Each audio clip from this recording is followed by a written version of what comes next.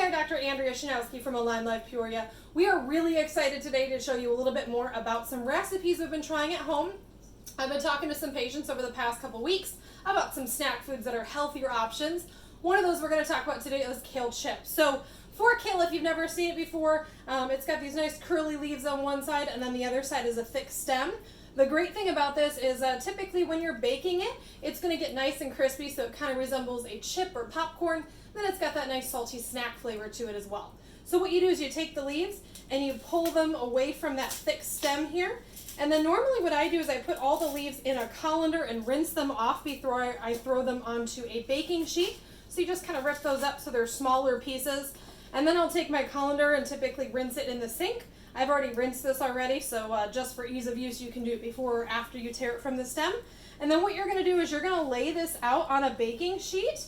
And with a baking sheet, the great thing about this is depending on how thin of the layers, you're going to either get crispier stuff. So typically on a baking sheet, the stuff on the outside is going to brown and kind of get that crunchy texture to it a little bit sooner. So once you kind of spread that out, you're going to take some olive oil and just kind of drizzle it lightly. You don't want a ton on here, just enough to kind of moisten it a little bit, and that also helps so that we can let our salt or pepper. You can do both or one or the other. We typically take a little bit of pepper and put it on there, and then we also do the same with our salt.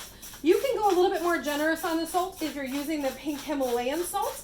Pink Himalayan salt actually has some trace minerals in it. So in addition to having that nice salt flavor, you're also going to get some magnesium. You're going to get a little bit of iodine. Great things. And then you're going to put this in the oven at 350 for about 15 to 20 minutes. 20 minutes if you want it more crispy on the outside. 15 minutes if you want some of the stuff in the middle to be a little bit more moist.